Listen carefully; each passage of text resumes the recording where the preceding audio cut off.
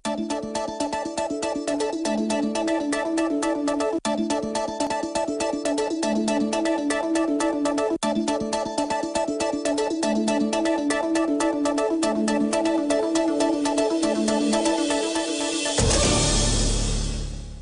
baik, terima kasih. Senang sekali rasanya saya Wahyu Dirtonga hadir ke dalam segmen khusus dialog di program Newsroom.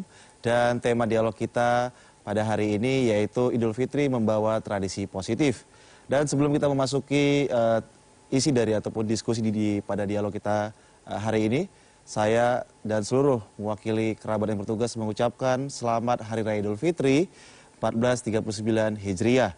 Dan di studio sudah ada bersama kami yaitu Profesor Nasaruddin Umar yang merupakan Imam Besar Masjid Istiqlal yang juga pernah menjabat sebagai Wakil Menteri Agama. Assalamualaikum Prof. Nasaruddin. Waalaikumsalam warahmatullahi wabarakatuh. Dan juga telah hadir Profesor Hamka Haq yang merupakan anggota Komisi 8 DPR RI. Assalamualaikum Prof. Hamka. Waalaikumsalam warahmatullahi wabarakatuh. Kita yang namanya Lebaran di Indonesia pasti memiliki banyak sekali tradisi di berbagai daerah. Sebelum kita membahas tradisi dan beberapa budaya-budaya yang ada di beberapa daerah di Indonesia, di Nusantara, saya ke Prof. Nasaruddin Umar terlebih dahulu.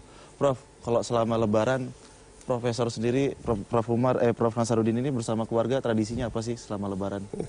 Iya, kalau saya sih tidak menikmati secara pribadi Lebaran saya karena selama tahun dulu kan Dirjen 6 tahun ya.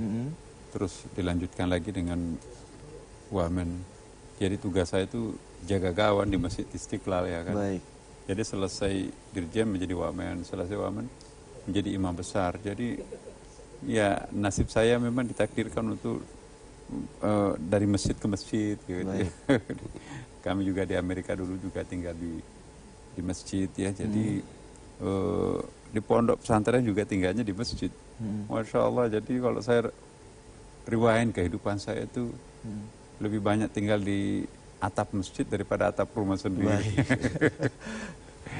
Jadi seperti di Istiqlal ini kan, setiap tahun presiden atau wapres datang. Nah kita harus mempersiapkan ya.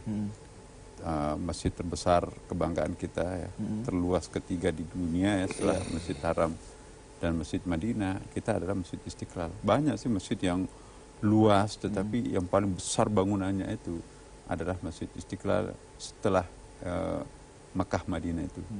Nah, tradisi Lebaran di Istiqlal itu biasa ya, malamnya kita takbiran ya. Kan begitu selesai diumumkan nanti oleh rapat Kementerian Agama bersama Majelis Ulama, kalau ditetapkan misalnya besok Lebaran, kita langsung takbir. Baik. Jadi takbir biasa pernah dihadiri presiden juga, pukul beduk. Nah, keesokan harinya kita menunggu Bapak Presiden bersama dengan para pementeri, pejabat tinggi negara.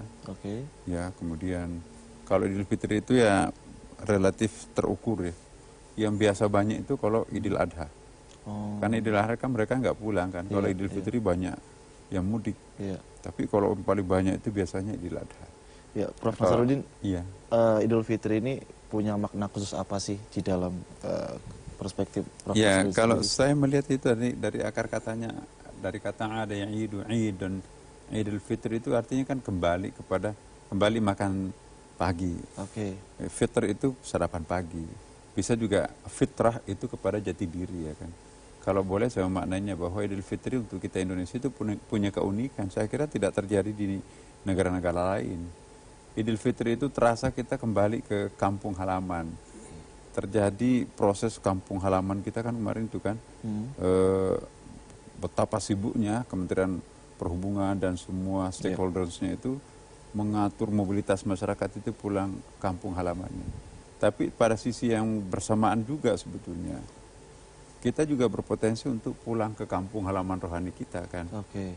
Kenapa? Karena kita selama sebulan penuh Ramadan artinya membakar. Jadi kita dibakar habis seluruh dosa-dosanya yang pernah kita lakukan masa lampau. Mudah-mudahan gitu kan. Karena namanya Ramadan artinya menghanguskan atau membakar.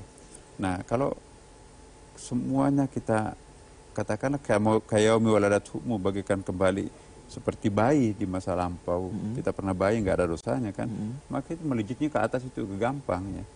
Jadi mudik ini harus diartikan dalam dua. Mudik biologis itu kita kembali ke kampung halaman, Baik. menyaksikan, menziarahi kubur atau makam orang tua kita, menyaksikan rumah tempat mana pernah melahirkan kita, menyaksikan sepupu, keluarga dan seterusnya. Itu punya suasana tersendiri. Ini suatu hal yang sangat psikologis ya. Oke. Orang yang nggak pernah mudik itu hatinya kering tuh. Oke. Kalau habis di kota terus, nggak pernah melihat suasana kebatinan di pedesaan tempat mereka lahir. Nah, itu ada yang rusak, ada yang salah itu. Kalau menurut hemat saya, mudik ini harus dipertahankan. Baik. Tapi efisiensinya mungkin yang perlu kita bicarakan bersama kan. Tapi tradisi mudik itu proses pembelajaran, proses untuk revitalisasi akhlakul karimah itu. Baik. Nah, untuk yang mudik ke kampung halaman rohani, insya Allah semakin bersih kita kan semakin naik kita ke atas kan. Bagaimana bisa naik ke atas kalau dibebani dosa yang sangat besar, berat ya kan. Nah, insya Allah setelah dibersihkan oleh bulan suci Ramadan, enak vertikal, enak juga horizontalnya kan. Nah, mudik itu betul-betul akan memberikan suatu kemerdekaan tersendiri. Oke. Ya kan. Secara ekonomi juga nanti mungkin kita akan bahas ya. Jadi kalau terjadi mudik seperti kemarin, bagaimana uang kuota itu yang dikumpulkan sekian lama itu dibelanjakan di desa. Jadi ketika uang kuota menyerbu desa, tapi setelah Ramadan uang desa itu ditarik melalui bank, menggurita sampai disedot ke pusat ya kan. Karena bank-bank pusat itu semuanya di Jakarta atau di Jawa kan. Nah, karena itu ini indahnya ya. Jadi ada mobilitas ekonomi juga sangat penting. Tiba-tiba muncul pasar kaget di desa kita masing-masing, uang kota masuk ke desa, jadi orang desa menikmati kekayaan orang kota. Itu pada saat Idul Fitri misalnya terutama. Tentu juga di kantong-kantong lain, misalnya kalau hari Natal, saudara kita yang beragama Kristiani ya kan, Katolik atau Protestan, mudik juga kan. Nah, mereka juga menginvestasi atau memberikan belanja di masyarakatnya, mungkin membangun kampungnya, itu sangat indah tuh. Ada mobilitas horizontal dan vertikal di dalam atau di balik mudik ini. Oke, baik Prof. Nasaruddin. Selanjutnya kita ke Prof. Hamka terlebih dahulu. Prof. Hamka, selama Lebaran kegiatan apa aja yang dilakukan bersama keluarga? Ya. Saya kira hampir mirip juga dengan Pak Nasaruddin ya. Baik. Cuma memang Pak Nasaruddin ini, Prof. Nasaruddin ini lebih beruntung karena lebih dahulu berdiam di Jakarta. Oke. Saya baru sekitar ya 17 tahun lah. Ini kebetulan satu daerah nih. Oke. Ya, sebelumnya itu saya di Makassar. Iya. Membina suatu masjid juga yang mungkin terbesar sesudahnya Istiqlal, yaitu Masjid Al-Markas Al-Islami. Yang saya bangun bersama, maksud saya yang kita bangun bersama dengan Pak CK, di bawah bimbingan Pak Jenderal Yusuf Almarhum, ya kan. Nah, di situ saya lebih banyak aktif dulu. Oke. Nah, di samping itu ada juga masjid-masjid di samping rumah. Nah, tapi memang apa namanya, saya selaku akademisi tentu apa namanya ya, lebih banyak membina masjid secara akademis. Membina masjid dalam arti melakukan kajian-kajian waktu saya di Masjid Al-Markas itu. Lalu kemudian akhirnya saya menjadi politisi. Setelah menjadi tapi politisi. Tapi ada suasana yang berbeda. Nah, setelah saya menjadi politisi, pindah. Enak mana ya gitu. Iya. Lebaran pada saat menjadi politisi atau akademisi? Pindah ke Jakarta. Di Jakarta juga saya meneruskan tradisi Lebaran itu. Saya melakukan Lebaran di Sekretariat Dewan Pimpinan Pusat PDI Perjuangan. Setiap tahun, itu sudah lama berlangsung kita di Lenteng Agung.